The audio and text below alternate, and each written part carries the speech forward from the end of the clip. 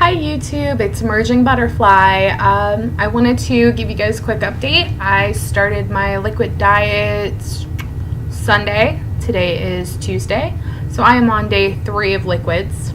Yay! I know I look rough, sorry guys, just came from the gym. Anyways, so liquids are interesting. They were really rough the first day. I had an appointment yesterday with my nutritionist, and she explained to me how to spread out my protein. So that's going really well. I want to show you the protein I'm using because up until Sunday, I had none. This is what I use. It is Super Advanced Whey Protein by Body Fortress. And it is, where is the flavor? Chocolate peanut butter. Oops, sorry. Chocolate peanut butter. Now, this calls for 2 scoops.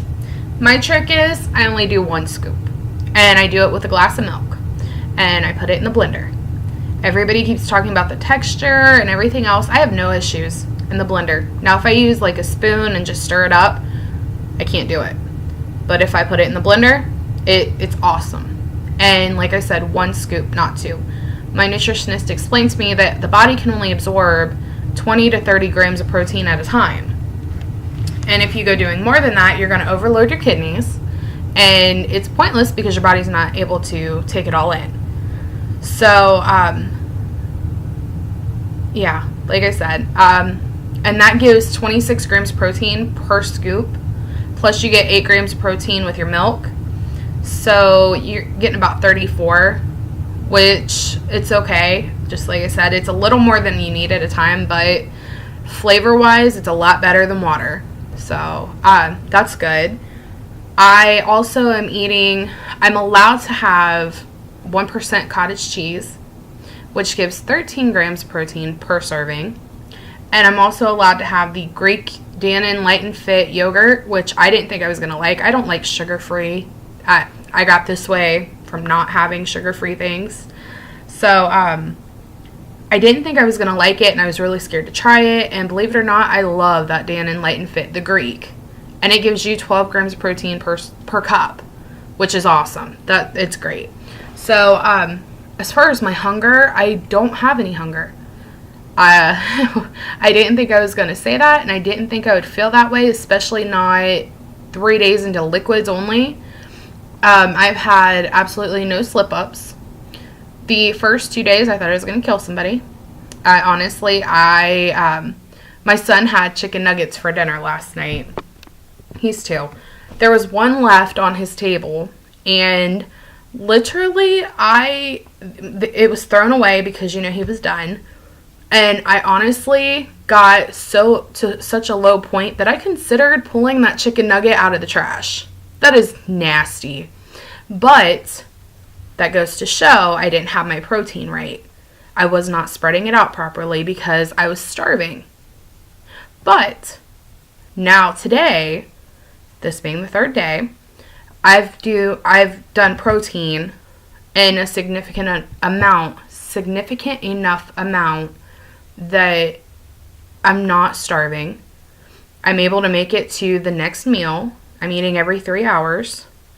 I'm able to make it perfectly fine. And I had a victory today. My fiance called me from work wanting me to go get lunch for him from Chipotle. Oh boy. So I agreed. I said, yeah, I would go get him lunch. And I walked in. I ordered his food and I ordered my son's. And I got nothing. Nothing at all. And I didn't care. It didn't bother me one single bit not to have it, not to order it, not to want it. I didn't want it at all. And when we went to drop lunch off to him and eat with him, I had one of the Dannon yogurts and a bottle of water while they ate. I was fine. Watching them eat had no effect on me whatsoever. That is an amazing feeling. And so I figured I have the willpower. I have a very, very strong willpower. So that's awesome. So tonight I'm making oven-baked barbecue chicken, baked beans, green beans, and possibly mashed potatoes for them for dinner. And while they have that, I'm going to have cottage cheese and Jell-O, sugar-free Jell-O. And I think I'll be perfectly fine. And then I'll top it off with a sugar-free popsicle. So, yeah. Anyways, if you guys have any questions or anything, you can always, inbox me, comment, whatever. I have to get in 76 grams of protein a day, which I think as of right now, so far, I've been pulling that off fine. Just like I said with the protein shakes, one of the tips is do 1 scoop per serving. Just like I said, your body does not need 50 some odd grams of protein at one serving, one sitting. It's ridiculous. And also, those little protein shots that come in a tube, for you pre-oppers, you may want to listen. I went out and bought 3 or 4 of those tubes, and they did nothing for me. They did not fill me up. They weren't dense enough, and they were thick. They weren't bad. They taste kind of sour, but the thing is, the point of the protein is to fill you up. So if you're getting it and it's not filling you up, it's kind of like wasting your time and your money. So that's just a thought for you pre-oppers to really consider. When you get this stuff, you need to really consider what you're getting and how it's going to affect you. And just make sure you're not putting in too much, because you can overload your kidneys too. And make sure you drink lots of water with your protein. You want water to follow your protein. You've got to have something to flush your kidneys. So that, and make sure you take your vitamins and things that your doctor puts you on. Other than that, I had a last meal.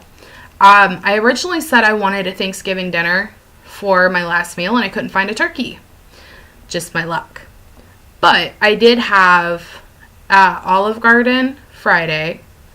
Oh my God, it was amazing. Oh, awesome. I couldn't eat it though. I had, I think, 1.5 bowls of soup. Me and my son shared 2 bowls of soup. So in the end, I had like 1.5 bowls. And then I had 1.5 breadsticks and half of a piece of the Parmesan chicken, which if any of you have been to Olive Garden, know about the tour of Italy. The chicken that comes on it, I could only finish half of the chicken breast. And then for breakfast the following morning, I had the other half of the chicken breast. And then went to Texas Roadhouse Saturday night, and I got barbecued ribs, because instead of the turkey dinner, I started craving barbecue. I love barbecued ribs. Oh my God. I could live on them. Seriously, I could live on barbecued ribs and be perfectly fine the rest of my life. Well, not perfectly fine, obviously, but you know what I mean.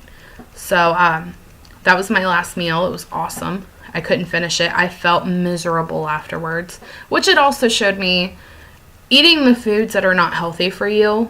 Once you go so long dieting, and once you go so long without certain things, your body obviously adapts. We are not meant to have all of this extra fat and all this extra grease and all this extra stuff. And once you've gotten your body cleansed, to the point that it's not craving those things anymore necessarily, and you go to put that in your body, it will make you feel miserable. Because I did. I felt so sluggish and just afterwards. And I didn't think that was possible, but it is. It really is. And now, even now sitting here, let me show you. I just got done eating. This, it's not huge. I mean, it's like a Tupperware bowl. Halfway filled. Oop, about halfway to there with cottage cheese, that 1% cottage cheese. And this filled to here with sugar-free Jell-O just filled me up. So any of you pre-oppers, don't worry about the liquid diet. Just make sure you do your protein. Make sure you keep things the way they're supposed to be and follow the instructions of your doctor. That is the best thing you can do. Make sure you follow their directions, because if not, you're going to regret it. And you're going to end up in a very bad place. And also keep in mind, not every doctor is the same. Not every doctor does things the same way. So even though I'm on a 2-week diet, you may not be. Or you may be on a 2.5-week diet. So they vary. Just like I said, don't get discouraged. because somebody else has something that seems easier than you. Or don't sit and rub it in anybody's face that you have less time to do this as far as the liquid diet, because at the end of the day, the point of the liquid diet is to deplete your liver glycogen stores. That's the whole point. And a lot of these doctors, I mean, the 2-week pre-op diet sucks. I'm not going to lie. It sounds horrible. But when you think about it, it puts you in a much better place than some of the 48-hour liquid diets. Because at the end of the day, the lighter you are at surgery, the less complications you are likely to have. The better recovery you're likely to have.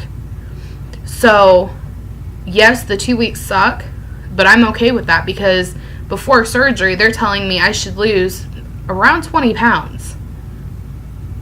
I can't lose 20 pounds on my own without it, so it's a good thing. It's a great thing. And it gives you kind of like a kick, like a, what is that called? A head start. Almost like a head start on your weight loss. So any of you 2-week pre-oppers, look at it that way. You just got a head start. Just make sure you stick to it. Everything will be fine. You are strong and you can do this. Alright guys, well, now that I'm pushing 12 minutes, I'm going to go ahead and let you go. Like I said, any questions, comments, let me know. Inbox me, comments. I check this thing every day. So hi to all my subscribers. And as always, if you haven't subscribed, subscribe. And I think that's it. Surgery's in 13 days. So wish me luck, guys. I'll see you before then. Have a good day. Bye-bye.